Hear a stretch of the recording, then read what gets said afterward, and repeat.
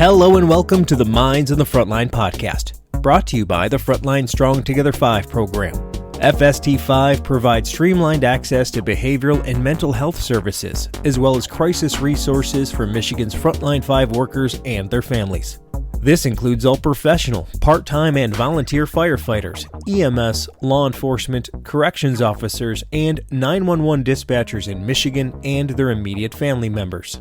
First responders and mental health experts collaboratively created FST5 to provide 24/7 live support, effective resources, and cutting-edge services to prevent and alleviate PTSD, anxiety, depression, and other frontline work-related mental and behavioral health challenges. Need help now? If you are a frontline worker in Michigan or an immediate family member experiencing any crisis, work-related, substance abuse, depression, relationships, finances, or any other, reach out by calling 1-833-34-STRONG or go to fst5.org for more information. I'm Jeff Lassers, one of the hosts of the Minds on the Frontline podcast, and I'm a professional firefighter, paramedic, educator, and content creator. Minds on the Frontline is co-hosted by Mike Mattern, who is also a professional firefighter and paramedic. In addition, Mike is a peer support team member for his fire department and the Frontline Strong Together 5 program, a board member of the Michigan Crisis Response Association, and the former chair of the Michigan Professional Firefighters Union Behavioral Health Committee. Mike has training and experience with frontline worker mental and behavioral health. On the other hand, I do not. My role is to produce the show, whereas Mike is our resident subject matter expert. Together, we hope to inform, educate, and entertain frontline workers, their families, and the public regarding the realities of frontline work-related mental and behavioral health challenges. In today's episode, we are honored to welcome Jim Marshall, co-founder and CEO of the 911 Training Institute. Jim is a licensed mental health professional dedicated to enhancing the well-being of 911 dispatchers and other emergency telecommunicators. He is the author of The Resilient 911 Professional and has played a pivotal role in developing resources that address the unique mental health challenges faced by 911 dispatchers. Jim's experience lies in creating science-driven training programs designed to support dispatchers during high-stress crisis situations, including mental health and suicide calls. We invited Jim to share his insights and discuss his commitment to building resilience and improving mental health resources for those on the front lines of emergency response. During this episode, we dive into some of the darker, often unspoken thoughts that responders experience, the concept of core cognitions, and how these harmful beliefs can impact mental health. Jim offers actionable advice for building resilience, challenges the conventional tough-it-out mentalities, and highlights the importance of peer support and finding the right therapeutic connections. This episode aims to shed light on these critical mental health issues, providing both hope and practical steps for those facing similar struggles. As always, we aim to provide a meaningful conversation that informs, educates, and inspires those on the front lines and their families. Please check us out on YouTube, Instagram, and Facebook, and make sure to like and subscribe to all Minds on the Frontline podcast social media channels. Thank you, and enjoy the show. Good morning. Morning, Jim. Good morning, guys. Good to be with you. Thanks for joining us today. To kick us off, tell everybody who you are, what you do, and where you do it. Well, Jim Marshall. I'm a master's level psychologist in the trenches for a lot of years, and the CEO of the 911 Training Institute. And we are dedicated to empowering our responders, not only for excellence in the field, helping people with mental crises and suicide risk, but also making sure that they themselves individually are well and as teams they're well. That's what we're all about. We advocate. It's not only training, but we advocate for them to seek policy changes and create standards in the industry. How did you get there? I mean, obviously you have a lot of options when you go down the road of education like you had, right? Well, so, I'd like to say that it was all a grand plan and I have a wizard's mind and I could just figure out how this is all going to play out. But I'm sure you guys and your listeners realize some of the coolest things that happened to us. We had no idea that they were going to happen. Life experience does prepare us for these things, though. We have to become eligible to end up being yanked into directions we didn't know we were going to go. I became overwhelmed with folks who trusted me to care for them as a new clinician. I was doing diagnostics on the inpatient psychiatric side, helping make diagnoses with what are people really dealing with. But what I found was that we were giving people these big labels like schizophrenia, bipolar disorder, but there was a lot of trauma underneath all this stuff. But we weren't dealing with the trauma.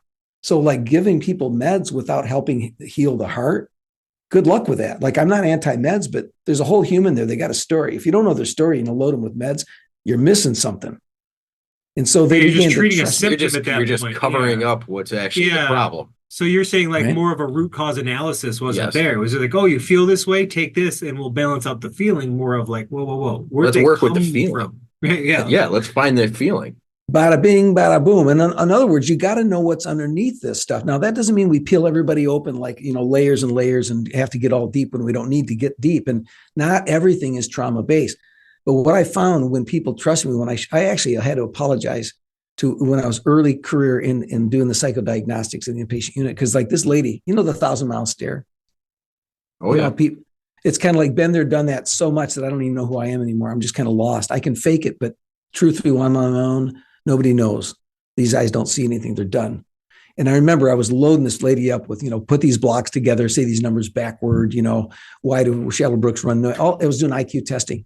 And I had to stop myself and just say, I'm so sorry. I haven't even helped you feel safe in this room with a stranger. And yet I'm pummeling you with questions. If I zip my lip, can we start over? And she looked at me like, oh, like you give a damn? And then, that lady began saying things, I think for the first time in her life out loud that it happened to her. And then when I learned to just be myself as a human with a human, bring your tools to the table, but that ain't what you're all about. The most important thing you got is your humanity. And when I started doing that, people started opening up. And you know what I found? I brought it to the big cherry table with all the psychiatrists around, and, in that mental health unit where I worked. I just said, you guys, we're not treating trauma. We're not addressing underlying stuff. And then my career became about helping people with that. And then I got trained in something called EMDR by Dr. Francine Shapiro in 1990. And then instead of watching people suffer, I could actually help them heal. That was cool because, you hate watching people suffer and take their money. To me, that's theft. Mm-hmm. Yeah. Yeah. Oh, Right. Right? Yeah. You hit the nail on the head there. And you're one of those clinicians that figured it out. When you're talking to a first responder or you're dealing with people, that trust issue is huge. And anybody can be clinical, quote unquote, with us. The best clinicians that I found are the ones who you just said it, show up as a person. Don't show up as a clinician, show up as a person. Personally, from my own experience, I went through a couple of different therapists, and the one that I stuck with and am still with is the one that talked to me like I was just a person. Like we were sitting down at the table having a cup of coffee and we were just having a conversation. You know what I mean? And I think you hit the nail on the head, and the fact that you're teaching that and spreading that is huge, because that's that's a game changer in the whole game of all of this. That's awesome that you figured that out pretty early on. Well, thank you. We got to be schooled by the people we're serving. If we don't learn from the people we're serving, we're just too cocky. Like, just give up, walk away right now, because you can do more harm than good. And so, the privilege. Yes. Oh man, that taps something else. Yes. There. That's what we're shooting with the Frontline Strong program and FST5 and all of this is the clinicians are starting to listen to us when we say, hey, this is what we need. I know the traditional schooling, I know the books say this, and this is how you treat this and that, but they're finally starting to listen and go, well, will this work? And when we look at them and go, nah, that's not going to work. No one's going to talk to you. Don't even go there. People are starting to be open enough to realize that we can listen to this group of people and say, hey, this is what we need. And they go with it. They kind of put the ego down. They put the, everything aside. Well, it's just like we learn in medical school. It's being a patient advocate. That's it. I think that's great that it's starting to happen now, because I think for a lot of years it didn't happen. And that's why a lot of people didn't go see clinicians.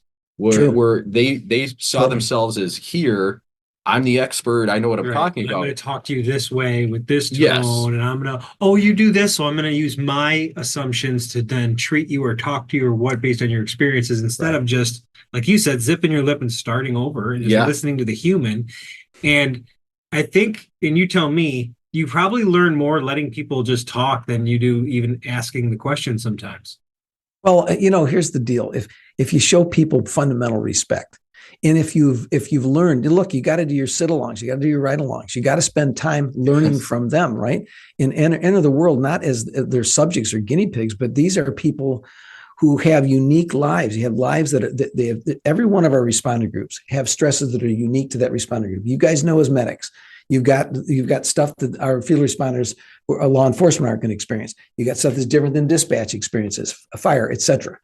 And so we have to be willing to just learn.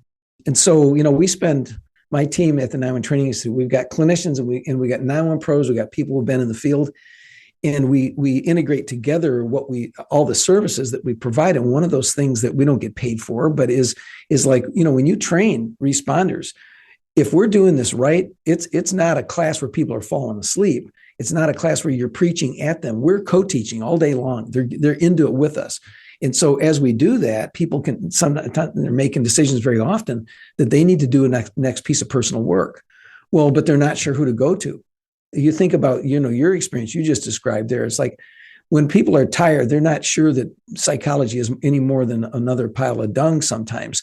And yet they're going to go find somebody, like they're going to just start searching. Like, how hard it is to find people who are culturally competent, like that get our responder groups and each of our responder groups with those distinctions.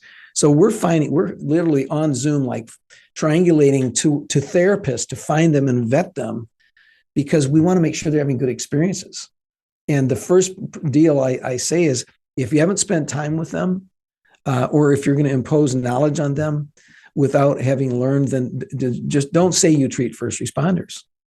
And so I'm not trying to sound like a jerk or like I'm castigating my own profession. And I think, we have a lot of clinicians they're doing wonderful work out there with our responders, but we got to help our responders find them. Not when they're in the midst of depression, like on their own going to Google. Right. The prevention is the best medicine situation. Yeah. I mean, it's to the point now, there should be a specialty in how to work with first responders. And there's specialties for everybody else. Yeah, there is. I think we're at that point now. You could easily make a specialty out of dealing with first responders. Well, and here's the thing, great example, the people on my team, Dr. Rick Jenkins, Dr. J is what I call him, is, he spent a couple of years as a deputy as part of his process, but, his specialty is all first responders. The thing is, we have a lot of police psychologists out there. We have a lot of those who are for law enforcement, but very few specialize with paramedics. We have more that have experience with fire, and of course those overlap depending on what services you're doing your medic work from. But not that many also who are specialized in dispatch, in 911 professionals. But we're getting there. That's part of what we do at the institute is help equip clinicians to prepare as well and educate them.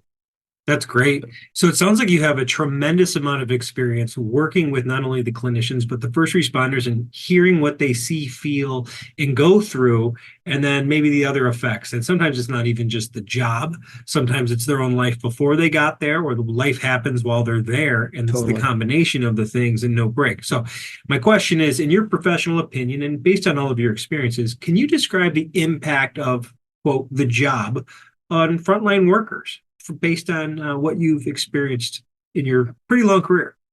Well, so the way I would approach that is begin with a statement of clarification. The vast majority of my work has been with 911 professionals because of my sister hauling me into her career, and then I fell in love with these people, right? Because like the field responders' relationship to dispatchers is hilarious. I mean, it's very funny. My sister, I can say that she's given me permission. Married 3 times, right? It took a firefighter to make my dispatcher sister happy. Go figure. Like firefighters are. That's the last one. They usually are cops. They see them all the time. Yeah. So a huge amount of my work, my clinical work was with trauma, with suicidality, and then with relationships. So my expertise was in relationships and trauma. And I practiced all the way up till 2013. Having said that, my relationship with 911 and the responders became, as an educator, right? But learning from them, building that experience with 911. And then as I was working in the 911 industry profession and helping advocate for standards in that industry, wasn't like just a paycheck like train. It's like, if you see that there's a lot more that has to be done, like articulating, hello, we need national standards of care. You don't just train and keep taking money. You got to advocate for this anyhow. So doing that stuff, folks from the EMS community pulled me in and said, you know what you're doing for 911, we need that in the EMS community because we're way behind. Okay, so in doing that work, your question then is, what impact, if I got it right, what impact does this work have on them? Right? So, well, we'd have to say everybody, in the responder profession, similar to the military, but different again, we have the risk, and now it's super common, fortunately, that we recognize post-traumatic stress disorder. We recognize that has nothing to do with weakness at all. Those who have been through trauma earlier in their life, though, are at greater risk of eventually being impacted with post-traumatic stress disorder in their line of duty experience, through their line of duty experiences. So if somebody has no trauma in their background and they do first responder work, then they might be a little more impervious to post-traumatic stress disorder. Those who have trauma in their personal lives prior to plugging in and doing this job, more risk. Having said that, a big factor here is how much mental toughness and grit people have, and resilience. I'm not going to try to unpack those terms. So it depends. What we're not saying is that everybody's going to be totally screwed up by this job. That's just not true. Having said that, nobody can be cavalier that they won't be impacted, because once we get cocky thinking that we're above it, that's when we're going to get flipped on our backside. And I think a lot of our listeners know that by experience, right? It's like pride comes before the fall, right? Okay, so we know that inherently in these professions, and I say plural because there are unique stressors for each one of our responder groups, for 911, for EMS, for fire EMS, for, and of course, every, firefighter's got the medic training. But then, for law enforcement, and it depends, we've got different cultures based on, are you city? What side of the country are you on? How new are you? There's a lot of factors that determine how we're going to be impacted by this. But what we do know is, you've got the most obvious is post-traumatic stress disorder. But then, is this making sense so far, by the way? Oh, yeah, absolutely. Okay. Yeah. So the most obvious is PTSD. And we can't blow that off. It's really critical. But we got to ask how people get to PTSD. And here's where we got to be looking at prevention as well as the whole continuum to the point of rescue, where PTSD turns into complicated depression, suicidality. But let's back this all the way up. How do we get it? Well, one exposure at a time over the course of a career. For some, one major event knocks them on their ass, right? And it doesn't matter how strong they are, and they got to fix that. But what typically happens is we don't fix it, because if the culture is a suck it up culture, which is the traditional paramilitary culture, right? Well, then I'm good, I'm fine. You fine, I'm good. Let's keep going. Because, I'm not blaming our responders. They didn't know what else to do except keep going. Mm-hmm. And that was the most logical thing at the time for many years, because there wasn't an option. And most of the people that really founded our first responder communities were ex-military vets that came out of World War II and Vietnam. Right. Exactly. And when you think about the history, we didn't have psychologists embedded in the Civil War. World War I, II, Korea, Vietnam? It wasn't there. Now, at best, you had brothers and sisters in arms. At best. At best. Right. Peer support. Right. The peer support system of hey, we're getting shot at. We're doing this together. Yeah, we both got shot at. Let's talk about it. Organic peer support. It was. And here's the deal. I mean, all of us knows that. We don't have to look as if we're talking about a they out there. Let's talk about ourselves. When my family was going through the death of a granddaughter, over 8 years of is she going to live? Is she going to die? And I don't mean to just throw that out there in an insensitive way, but it's like, as a psychologist, I'm a human first. I've gone through my own crap, my own trauma, and I don't hide behind my role. It's like, let's make this real. It's like when we're going through that as a husband, if I see my wife, we're trying to watch a dang movie to take our mind off the fact that our granddaughter's going to pick you, but then, so we watch a silly comedy movie. Well, then a kid dies in the movie. Oh, now I look at my wife.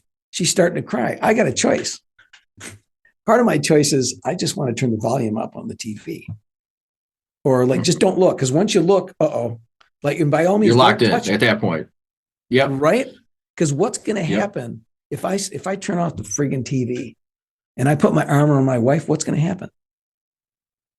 What do you guys think? You're gonna go into your clinical mode, and you're gonna try and get into clinical mode rather than be husband or, hey, I'm in it with you mode. If that is a sharp observation. If I'm hiding from myself, I'll go into clinical mode. But see, for me, when I'm at home, because when I see my wife cry, now here's the problem. If I put my arm around her, she's going to start to cry. Oh crap, I don't want that, because then I'm going to feel my pain. I'm going to feel my anticipatory grief, right? Well, that's the choice all of us have. So it's like, what am I going to do? Am I going to roll with it and feel it? Well, okay, maybe I can in the comfort of my living room. But when you've got military and you've got responders in the middle of crap happening, if one of them starts to tear up, that can be threatening to the other one, because, like, damn it, don't go there, because we got to hold this together. We got to keep going. Mm-hmm. So, what I've been a little bit concerned with, we kind of preach and judge, you should feel your feelings. Yeah, really, screw you, because it doesn't work for me if I've got to get my job done. Well, there's a reality. That's part of mental toughness, that I can travel through those moments when hell's happening and hold myself together. On the other hand, what about in between? And they never learn what to do in between. And there wasn't psychology that got responders embedded through history. So that it's got to be more than one thing. It's got to be more than just suck it up. It's also got to be, okay, now that we have the opportunity, but now don't mess with me, because if I start to feel it, I don't know if I can. It's like Humpty Dumpty. I don't know if he can put me back together again. So don't screw with me. And so, does that make sense? And I found that even doing like the peer support stuff, there's times where we'll go out and do, a call out, and the situation is, you're feeling their situation. Just like you talked about, like, I got to hold it together because I'm here to take care of these guys. Right. And the situations arise where you're like, I'm going to lose it here if I don't put it out of my mind real quick. Yeah. And you're there for them. You're going to try not to add on to them. But when it comes to the peer support stuff, one of the things that I think we really need to talk about, you need to be debriefed afterwards. Right. Because you need to feel those feelings and you need to talk about those feelings. If I'm there to tell you, hey, let's talk about your feelings, that'll make you feel a lot better, and I'm not doing it on the flip end, then I'm not practicing what I preach. And I think, unfortunately, we see a lot of peer support people who complete suicide. And I think it's important that, we're not only taking on our own traumas, our own stresses, but now we're taking on other people's. And like you talked about, big statement. We'll hold it together while we're doing while we're doing a call out or a debriefing or whatever. It's so important after that debriefing is done that those peer supporters get debriefed, just for the fact that you just talked about. I need to let that go. I need to talk about it. And I'm glad you brought it up, because it's paramount. You're making a huge statement. And this is the way I love these conversations to go, because we're co-teaching, right? We have different roles, but it's complementary. And that's absolutely it. So part of that is coming back to Jeff's, your question about how are our responders affected. I put our responders in a group of what I call extraordinary caregivers. And that's not a phony pat on the back. Oh, they're extraordinary. I couldn't do your job. Okay, Barf City. I don't mean it that way. What I mean is we're doing work that's out of the ordinary because we're more frequently exposed to potentially traumatic events, and we can't predict when those events are going to occur. It's a technical term, extraordinary caregivers. But if you look at that includes emergency room doctors, nurses, others in rooms. It includes wacky trauma therapists like myself, where I'm triangulating with 911 in real time to helping people to not end their lives. We're exposed unpredictably to much more likelihood of traumatic impact, right? So if you look at this, one of the ways that we're impacted is we naturally, and it's appropriate, we desensitize from the experience because we need to. The only problem is you can't, the idea that you can't build a whole house with just a hammer. We've got to have that psychological inflexibility. And that's what can tend to happen, is that we're too rigid in the way we cope because we survived that way. It's like, it worked for me. Well, yeah, but I'm also drinking too much. My family says I'm screwed up, or, I'm not, our relationship sucks now, et cetera, et cetera. Because it's too much, because it's all fortified. So one of the ways that we're impacted is by getting too rigid. So part of what's needed is to break through that without causing people to feel overly exposed, or like psychologists are going to save everybody by making you talk about every friggin' thing you've been through. Like, no, I'm not going there. Right. Can't make me go through there. You can make me talk about all my stuff, especially not at once. Right. And that's Yeah. the misconception, is that you go in there and talk about the thing, and sometimes you end up not talking about the thing you think is bothering you and talking about something completely different. Yeah. So you're saying that people become too rigid to that, and I can totally see myself doing that. You do become numb to the things you see all the time. Where I work, we deal with a lot of the elderly population. Yeah. So the dying process is very familiar to me Right. when you're dealing with so many nursing homes and old people, right? So you Right. become desensitized to other people's grandparents coming towards the end. I'm like, of course, Fair. we expire, right? And you Absolutely. get this really cold sense of what happens to people at the end, because I don't know these people. This is just some person in a Right. nursing home that I'm hauling away to a hospital. Right. Do that 1,000 times, Right. and it'll numb your brain a little bit, so Well, that yeah. when I see sad things in real life, and then my wife's like, "You're cold," I'm like, "You're correct." And I don't know why, but it's certainly desensitized with my job. Yeah, Right, you look like- up, I mean, you talk to a lot of first responders, and one of the things I remember a lot of them say is they'll be at a funeral. Everybody else at the funeral's crying, and they're sad, but they don't understand why they're not crying. Yeah. And it's just that. I mean, you're so exposed to things that you become desensitized. When to you it. hear people talk about an open casket Mhm. and like they're feeling, it's like, this is the 2000th dead body I've seen. Like, and to Yes. see, like, how are you so impacted by it? It's like, oh, I do this all the time. Yeah. It's not them, it's me. Yeah. Right. Well, and the thing is, the point that I want to make in this is that there's a healthy degree of desensitization, and that's not part of the rigidity. That's not being rigid. Can you imagine? I mean, see what your listeners think about this. I wish we had live chat right now, because it'd probably fill up. Sure. But can you imagine? And don't think too deeply about this, but if you could feel the suffering of every human being that's occurring on the planet right now within your own being, I mean, you would just vaporize. We're not made to feel everything for everybody all the time. And I think in the effort of Mental Health Pros to encourage people, responders, to get the help they need, we can convey this idea that the more you feel about everything, the better. No, that's not true. It's a matter, though, of, peer support is a great example of balance. So it's like, okay, when we're going through it, we're going to have our Kevlar on, but we got to have breathing holes in our Kevlar. And when we come back for the event, that's when, maybe not that same day, especially the bigger the event, it doesn't mean it's all got to be done in the same day, but we've got to keep current, like a balance sheet. This event takes place. Before we pile up too many more, let's process that one. And if we need to get clinical care to do that rock and roll, let's do that, right? But we've got to keep current, because the more that balance sheet, it's really more like bricks in its weight on top of us. And that's where it plays out. So then you have complications of not just PTSD, coming back to your question, Jeff, but it's the cumulative effect. So that's compassion fatigue, right? And to be clear, the model I used is Dr. Beth Stam's, one of our pioneers in compassion fatigue. If you imagine an umbrella, right? And across that umbrella, it's the term compassion fatigue. But this umbrella is kind of weird. It's got two handles. One handle is the burnout, which everybody's known about since the 70s, right? Burnout. And that's, I like the country songs, like, when your give a damn's busted, that's burnout, right? Okay. And we get irritable. We don't care the same anymore. Our family's telling us there's something, we're weird. We're changing. We're not sleeping well. We're drinking too much, whatever. We got to watch out for illicit crap going on. Our boundaries are getting blurred with other humans, maybe sexually. But then on the other handle is the traumatization.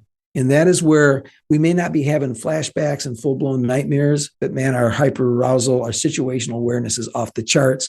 We're almost always in a pre or active fight or flight mode. And so you look at those combinations together, cumulatively over time, when both of those are at play, we call that compassion fatigue. And that is a big one. Along with that, you have problems with sleep deprivation. You have changes in weight gain, weight loss. You've got issues with what we call our psychophys. So everything psychologically that's intense that comes in plays out physiologically in all of our systems, right? So you can have changes in many aspects of health, which you guys know. I mean, I'm talking about. Yeah, we actually had somebody on the podcast, and what she said was so great. She said that unexpressed emotions will manifest themselves physically. And it was like, she just put it so well. It's like, you better do something with that feeling or it will do it to you. The stored potential energy of it's just, Yes. it's swirling and it needs to get out, and it could come out and you, like you said, expressing it in bad ways, drugs, alcohol, sexual stimulus, or you could have good resilient coping skills to help manage those things. And that's kind of the key there, right? Is it's going to get out. It's up to you to set yourself up to allow them to be in good ways. Right. Because how you feel isn't wrong. It isn't wrong how to feel that way, right? Right. We're humans. We're going to have reactions. It is what we do with it. And so, and it plays out in terms of metabolic syndrome, where you've got more risk of the diseases that kill Americans a lot. But, stop action that. Come back to what you just said, because what our responders are used to is people talking about the problems. You were just bridging us to where we go with that without cheapening the discussion. And I respect it very much. You just brought us to the next point. And that is, I have to say, and I used to speak more politely to leaders than I do now. I always speak with respect, but they don't need me to be polite. It's like TikTok, time's money, man. Tell us what you really think, Marshall, because don't mess with us, And if we look at this, there's been a lot more mental health support, and we'll have police departments and sheriff's departments where they have not had psychological care and support, depending on whether or not the respect is there, the funding is there, depending on where they're at in the country, et cetera, where they're at in the state. But then overall, historically, we've built out a lot more awareness of the needs of our law enforcement officers for mental health supports. We're behind and still in different areas within our LEOs, right? Our agencies, LEAs, but we're way behind still in terms of our medics and our 911 professionals in getting them the care that they need. And it's got to start with, how do I recognize, Jeff, per your point, that I need to talk to a peer supporter? Am I in touch with what's going on within me? It's not like we're trying to diss the managers of our agencies. I mean, here's the thing. They grew up the same way you guys grew up. And often the people who run these agencies, who fund them, this is not a real heart priority for them, because until you lose somebody personally, or until your agency has a devastating loss, it's just not on our radar. And not because we don't care. This is really important. But because responders' eyes are designed to look out into the field, not back at ourselves. But it's time. Mm-hmm.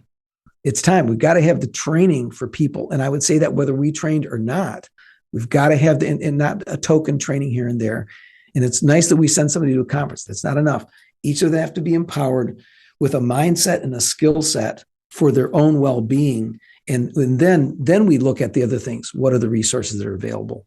I think some of the best leaders, and when I say leaders, you don't have to have brass on your collar to be a leader. Right on. I think some of the best people that help run some of these departments, EMS companies, whatever it may be, are the ones who have gone through some stuff themselves and have less of an ego to say, yeah, I might be at the head of this organization, but I was also a human first.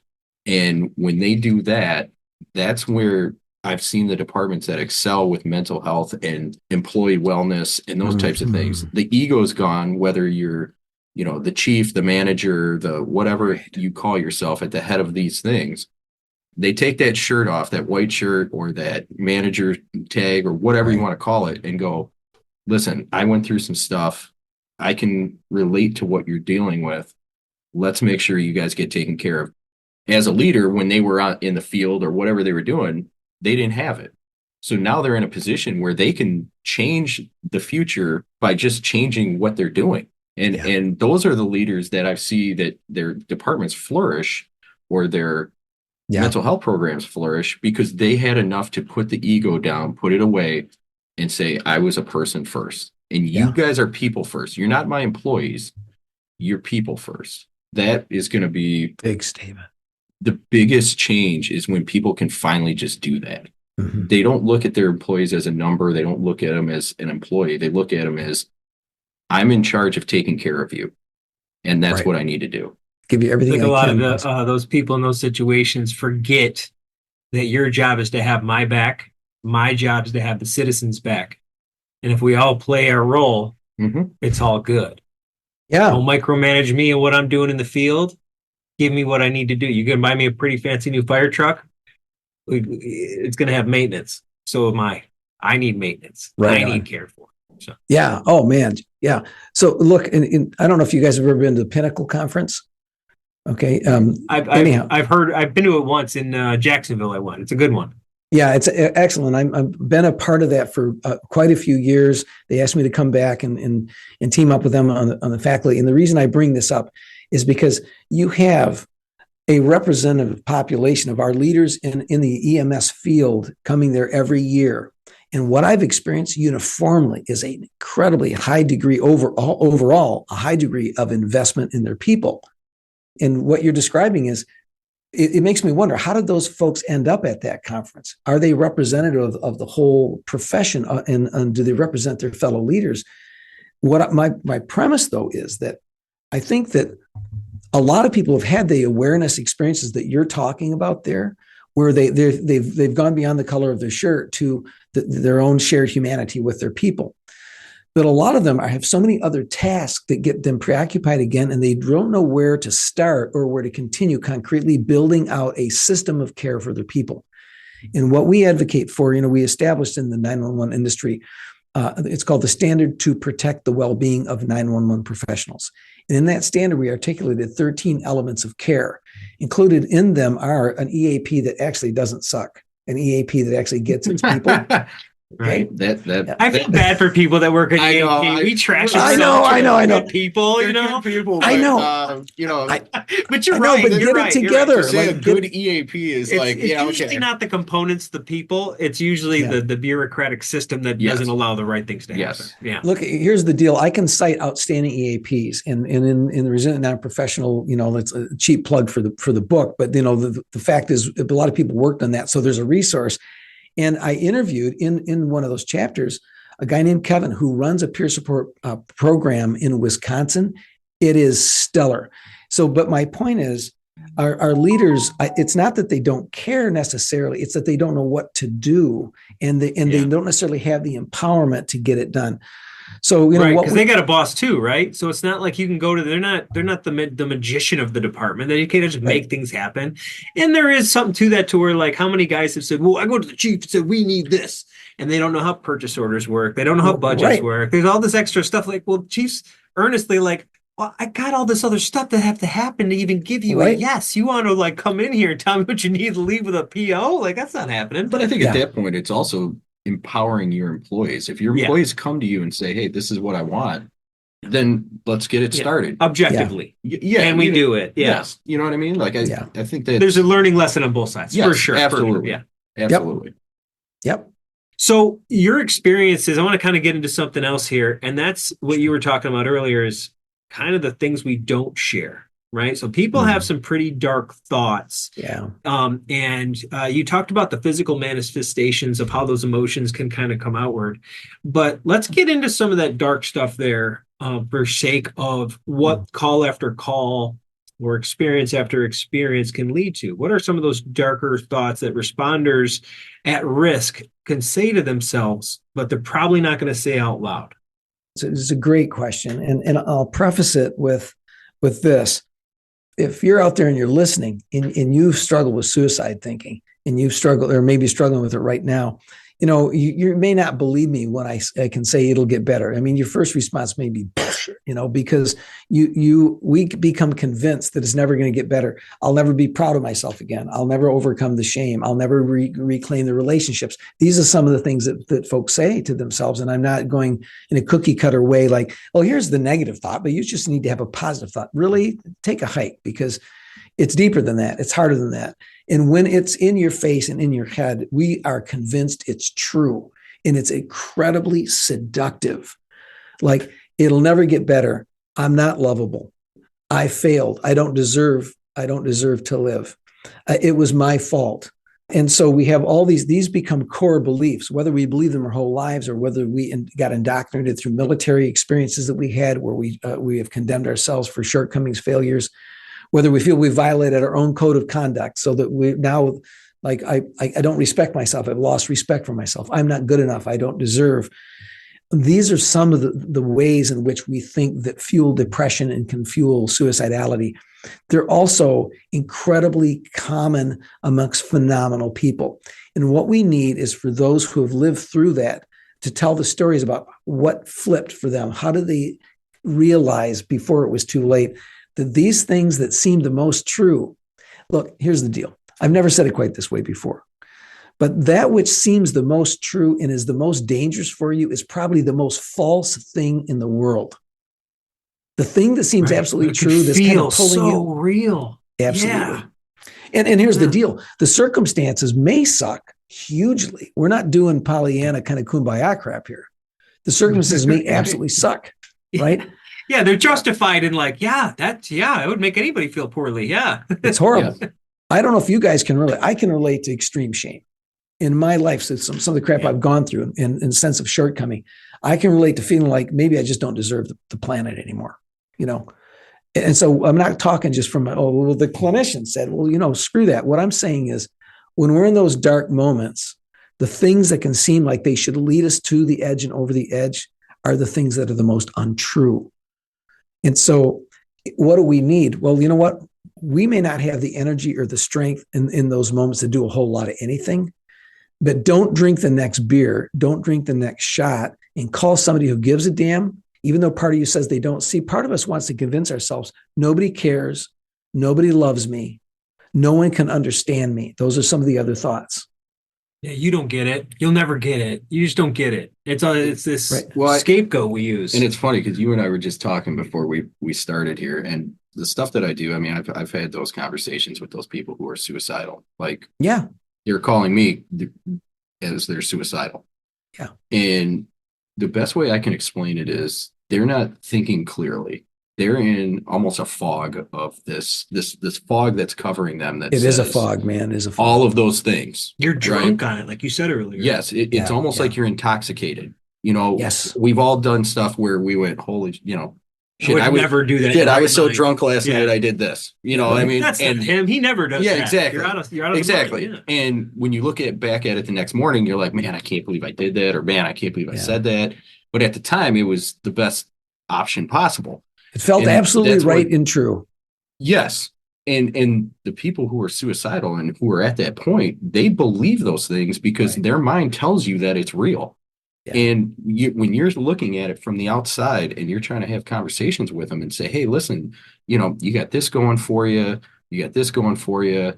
Those types of things. It's hard to see that other side when you're in that fog. You can't see the road in front of you because that fog is so thick. You don't see the road.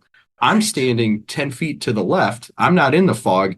And I see 3 miles down the road. That's right. And that's what's hard to try to explain to those people who are in that fog is that road is there. That road is long. That road is well paved. There's going to be some rough spots. There's going to be some potholes. There's going to be some speed bumps. But that road right there looks perfect. And to just get them out of that fog onto that road. Yeah. If you can do that, you're there. But it's hard to talk to when you're talking to those people in that fog, they believe it.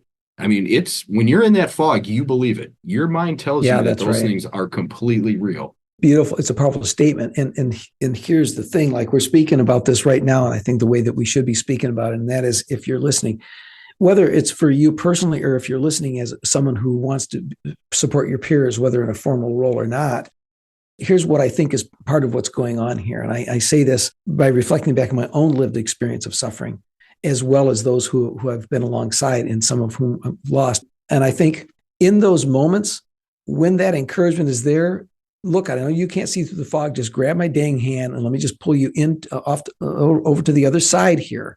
And then we'll help to build a plan of survival here. I think part of there's a self-disqualification that takes place. All right. And I hope if somebody's listening and they're going to go, wait, damn, like that's a thing. Like I'm not the only one that thinks that way. And that's part of what can break the trance. In a way, what we have to do is break the trance.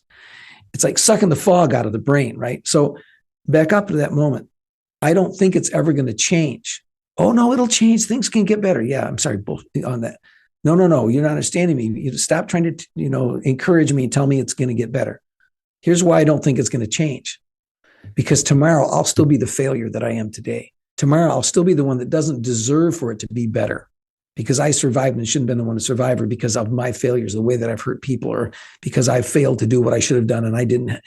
It's the disqualification. It won't get better tomorrow because I don't deserve to be around tomorrow. Okay, now pause for a minute on that. This is called the uniqueness syndrome. Okay, it's I believe I'm uniquely invalid, uniquely screwed up, uniquely deserving death, uniquely deserving to be punished, to not have a good enough life. Okay, I'll live, but I'm just going to make sure that I'm not very happy because I don't deserve to be really happy. I'm not mocking these things. The opposite of mocking, I'm going, I can't convince you that I get it. But can you sense that maybe I do, that maybe we three do? You're not less than. You're not my project to rescue. You're a brother or sister in service. And if you've thought those things, welcome to the club. And that doesn't mean it doesn't matter. It means you're not alone and it's not unique. And so nobody's going to, blow smoke up the kilt. You already got the fog. But it's also not as fatal, right? That's the point. The thinking that we have right now, what I want to do is help people realize if you can relate to those obstacles, like I'm disqualifying myself from getting care and from living because I all these things that I tell myself, yes, and so have others. And here's the deal though. Acknowledge those thoughts are there. That won't kill you. Acknowledge they're there, all right? And take another step. Don't believe them. Or at least don't obey them. You may believe them, but don't obey them. Don't follow them into a step of action that is thinking about doing suicide or that's planning that. If you've already done that, been there, done that, back up, acknowledge the thoughts. And here's what I want to suggest. So look, we're ambivalent about whether we live or die often. It's not whether I'm just going to do it or the other person will never do it. No, we go through moments or seasons with traumatic stress, with depression, with whatever else is going on, relationship crashes, whereas like part of me wants to live, part of me doesn't. What I'm going to say is respect that you're ambivalent about that, but don't obey it into action. Part of what happens is I say to myself, no one is there to reach out to, because if I thought about who actually is there, then I would have to accept help, and I'm not sure that I deserve the help. So we can tell ourselves nobody's really there, but that's rarely really the case. So what I'd say is stop action, don't obey it, don't go into action, but challenge yourself. Okay, that's probably not true that no one is there. I may disqualify myself by saying that, or as part of saying that. But wait a minute, who do I know that actually does give a damn about me? Who, if I call them, and I'll make a list of 2 or 3, come on now, let's do this. And you might say, I'm too tired, I'll do it tomorrow. Yeah, well, then you're going to drink more, and then you're going to be in worse shape. No, just dang it, just do it right now. Who are those people? Okay, now here's the deal. Make the call. Connect to them, right? So I would just say at that point, beyond the moment of crises, which is what we're talking about here, beyond the moment of crises, when we reach, I think peer supporters are a great place to start. Knowing who the clinicians are in our area that treat first responders, that get first responders, taking the step to sit down with somebody. And I really want to emphasize, we do a lot of podcasts and webinars about resources. And this is good. We need to do this. Because some will listen to one podcast and they won't listen to the other one. So I'm on these things a lot, but I'm loving how this is going and the way that you guys are advocating with your people, and the way we're thinking together. And here's what I want to suggest. It's one thing to have the resources, but we need to support our responders in being able to have mixed feelings about participating in them. In other words, don't sign up for a year of therapy. Don't tell yourself, I got to go and I got to spill all my crap. Don't sign up for your therapy. Don't say you're going to go in there and you got to open up all your stuff. Personally, if somebody proposed that to me, I'd say take a hike. No, I want to know who the human is. I'm going to test them first. First, I'm going to do it with a 5-minute call. And our motto is at the Training Institute, we give questions on our website. I'm going to point people to 911training.net. Okay, 911training.net. Go to resources, not trying to sell you crap. Drop down, seeking personal help. Okay. And then we offer you questions you can ask a therapist to vet them. If they're not willing to spend 5 to 10 minutes on the phone for you to vet them, fire them before you hire them. So let's say now the first step is you vet them. You ask the questions. You don't know what questions to ask. We give you some questions. All right, ask the questions. Go in. Just commit to one session, not to anything longer.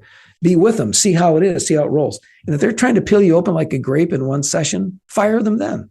No good clinician who understands trauma and understands the struggles with depression we have should be trying to make us unpack all of our stuff at once.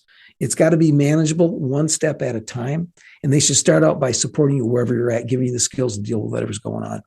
So yes, we need to talk about what resources are available, but say to our responders, look, don't commit to more than you got it. Just get your butt in the seat.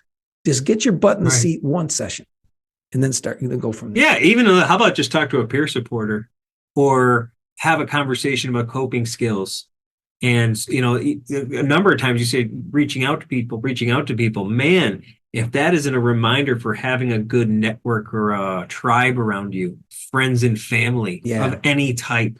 Yeah. And I think first responders, we read people very well. Oh, yeah. We read people like a book very quickly. So your 5 minute, I bet you in a 5 minute phone call, I can read that person, whether I'm going to click with them or not. That's right. At a minimum, even if you don't even have a background in talking to clinicians, you're going to know if you like them or not enough to have more conversations with them. Exactly. And sometimes it's just energy. They might be a great clinician. It's just we don't vibe. Yeah. Right. No, and I think the vibe is huge. We've said it a million times. You can have all about the vibe. You could have the greatest, schooling and degrees and whatever, but if our vibe's off, it's not going to work. Yeah, but I think a lot of clinicians also recognize that and be like, I don't think we're going to work well together, but let me help you find somebody. Yes. They're not going to kick you out. Yes. But everybody's looking. Nobody wants to do a bad job, and I don't think a lot of clinicians are out there to be superheroes either. I think they want you to get the right treatment. Yes. The right fit is key. You know what I mean? And to the responders out there who are listening, I want to say this too. If you go to that first person, you take the time, you find that person, you go see them, and you don't click. Don't give up at that point. Yeah. And don't feel bad for not going back to them either. And I'll say a lot of times when people come to us and look for a clinician, that's one of the first things I'll say is, well, I think this person's going to be a good fit for you. But if they're not, tell me, and we've got 2 or 3 others that we can send you to. These aren't dates. You're not ghosting people. Yes. No, that's right. That's right. Yeah, they will help you get to who you need to get to. That's right. Just don't give up on the first one. That's what I want to say is there's somebody out there for you. Just don't give up on the first person you go to. If you don't click, there's plenty of clinicians out there and plenty of resources. Even with what you're doing and in the state, there's plenty of resources available. Don't give up on the first try if it doesn't work. Yeah. So we've done a great job kind of rounding this out, speaking to the providers and maybe even their family members. Yeah. But like you said earlier, you've had a lot of contact with leaders and going to things like the Pinnacle Conference. You're there with lots of chiefs and decision makers. Yeah. What advice do you have for people that can literally turn the dial for access to resources and or support systems or systems of care for frontline workers? Okay. Right. So number one, you've already seen the challenges, the problems. You're probably already deeply concerned about this. If you're not, it may be part of the numbing that was part of your own survival, and you've got your head in so many different places. It's not a flaw in your character that you may not be where you need to be. Having said that, others of you are already way down the line. You've helped your people build up peer support teams. You're connected with local resources, et cetera. In every case, what I would suggest is, let's begin by establishing a standard of care for our responders. All right. So I would encourage you, you can Google the standard to protect the well-being of 911 professionals. And these guys can put the information up for us in the follow-up. If you Google standard to protect the well-being of 911 professionals, because this is for 911 pros, doesn't mean it doesn't apply to all of our responders. What I'm providing for you is a standard. I would say where to start, read that. No matter where you're at in your journey, leading your people, protecting their well-being, empowering them for good mental health and for good morale together, read that standard, okay, even if you're going to skim it, because we need to see that all of our responder groups have in common a need for the services and the support and the care that's represented in that standard. If we don't have a standard of care, we're doing more of a piecemeal job and not knowing what we're missing. We need to look cohesively, just like you do, as you pointed out earlier, Jeff. When we're building our systems, our protocols, we think about all the technology in the equipment that we have to systematically care for our people in the field. The standard declares how we can be systematic in caring for your own responders and empowering them. Start by reading the standard. Okay, that would be a first step. Then, if you're involved at a state level or a national level in your profession, irrespective of which one that is, you can say, do we have a standard like this? If we don't, how do we go ahead about building that? Having said that, as an agency manager, just read the standard and then ask, where are we right now? Pull step 2 or step 3. If the first one is respect where you're at already in your investment. Step 3 would be, who are the people on your team who have been there, done that, who are champions for this, or who are willing to step up and help you build out the support services that are defined in that standard? Like, we are hard on EAPs, but we have guidance for what to do to improve EAPs. Do you know who your clinicians are? Do you have financial counseling for your people? Are we doing anything about the staffing issue, about organizational wellness? Don't be overwhelmed. Don't try to do it all at once, but pull together a couple people who will be your champions, who you can delegate the work to, and then ask, okay, where are we at now? What would be our next wisest step to build out our care for our people? That would be the starting point. I love it. Well, great. Yes. Yes, 100%. Sign me up. Yes. Okay. Absolutely. We're on board with all of that. Problem is, we don't make any decisions. We're just podcast dudes. Yeah. Oh, you're just okay. We just have a microphone in front of us. Our job's easy. We tell everybody what they should do. Yeah. I don't know, our democracy. And we try to practice most of it. Well, you guys, Exactly. it's really, I can see the heart you have, and the power of media is part of the history of our country, right? You got 3 branches of government, but if you didn't have the fourth estate of media, man, we would have been toast a long time ago. So the fact that you have the power of the spoken word, and we want to embrace that, and I hope that we've been helpful for people today in that. I'm super grateful for being with you. Well, this will help brighten. What I like to say we're doing is we're creating this lighthouse and telling everybody there's hope. Like, come over here, Right. and you're one of our guests who are helping us make that light brighter and reach further. So thank you for being a part of doing what we do, in hopes that somebody listening now that recognizes some of the things we kind of pointed out finds it easier to reach out. Or maybe this is that thing that leads them down the positive road. Or they see it in somebody else and help them get to the resources that they need. Yep. Right. Absolutely. Just take one step. Well, Jim, plug your stuff one more time. Yeah, Go ahead. Yeah, well, okay, I'll plug 2 things. What you guys were saying just now is like absolutely, and my capstone with you on that is, you don't have to solve it all right now. Take the next smart step, however small it is. Just take the next smart step. Okay, what was your question? Eating the elephant thing, right? It's just one bite at a time. One bite at a time. It is. But yeah, well, before we go, tell everybody where they can get information about you, your socials, where they can find out more information, because we didn't know anything about Jim before we heard about Jim. And then every dispatcher we talked to is like, you got to get Jim. Jim. You got to get Jim. Yes. So apparently, everybody listening, get Jim. Jim, tell them where they can get a hold of you. Well, thank you. I mean, we have a wonderful team. We've got 911 pros. We've got folks who've served in the field, and we've got clinicians. We all work together. We've been at this for a long time, building out systems of care. And so the 911 Training Institute, you can find us at www.911training.net. So it's 911training.net. Just Google it. If you look for us, you'll find us in all the social media as well. Thanks to Ryan Dedman, our outreach director. And what I want to emphasize is we work with leaders. We can help you build out these processes we're talking about. We deliver the training to your folks. We provide the consultation, and we're on a mission, and we are invested 100%. It's not a gig for us, and so we'd be happy to talk to you about what we can do and how we can serve you beyond. And here's the thing: I appreciate you allowing me to say that, because it's insincere. If we talk about what folks can do, it's like we lead them almost to where the water is, but then we don't let them drink the water where they can actually get some quenched their thirst quenched. And like we do deliver training that can help people. I shouldn't be ashamed to say that. Be proud of it. Paid? Say it. Yeah. And if there's another good one out there for your specific industry you like better, great. Use them. Jim's an option. Google people, or you Google people like Jim Marshall. Yes. But I think just doing this kind of stuff is just that. I mean, we try to promote everybody, because I think once everybody gets playing in the same sandbox, nobody's trying to hoard their corner to themselves. We're trying to make the sandbox bigger for everybody. Well, if you came on this show, you've been vetted that you're trying to help.